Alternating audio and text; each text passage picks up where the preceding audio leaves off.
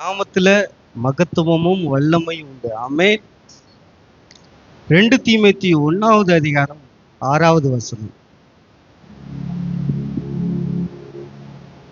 இது நிமித்தமாக நான் உன்மேல் என் கைகளை வைத்ததினால் உனக்கு உண்டான தேவ வரத்தை நீ அனல் மூட்டி எழுப்பிவிடும்படி உனக்கு நினைப்பூட்டுகிறேன்.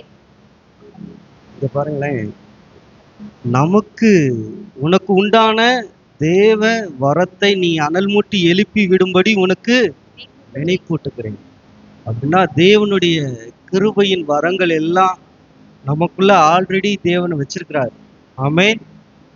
அது வச்சிருக்கிறத நம்ம தான் அனல் மூட்டி எரிய விடணும். அபிஷேகத்தை பெற்றுக்கொண்ட நாம் அப்படியே அந்த அபிஷேகத்தை வச்சுட்டு அப்படியே அதை மறந்துட்டு அதை உபயோகப்படுத்தாம அப்படி விட்டுறவே கூடாது. ஒவ்வொரு நாளும் தேவனுடைய சமூகத்துல காத்திருந்து அந்த நம்ம பெற்றுக்கொண்ட அந்த பரிசுத்த ஆவியானவருடைய அபிஷேகத்தை, கிருபையின் வரங்களை நாளுக்கு நாள் நம்ம உபயோகப்படுத்தி கொண்டே இருக்கணும். உபயோகப்படுத்தும் போது அது அனல் மூட்டி எரியும். எரிஞ்சிச்சு அப்படின்னா அந்த வெளிச்சம் ஜனங்களை நிச்சயமா ரட்சிக்கும். ஆமென். இங்க ஒரு நல்ல விளக்க கொளுத்தி வச்சிருக்கிறாங்க. அதை திரிய நம்ம அப்படியே தூண்டி தூண்டி விட்டாதான் அது நல்லா பிரகாசமா எரிஞ்சுக்கிட்டே இருக்கும். சரி, விளக்கு தான் எரியுதுல அப்படின்னு நம்ம அசால்ட்டா விட்டோம்னா என்ன ஆயிரும்? அந்த திரி எவ்வளவு தூரம் இருக்கோ அவ்வளவு தூரம் எரிஞ்சிட்டு அது ஆஃப் ஆயிரும். அது போலதான் அபிஷேகமும்.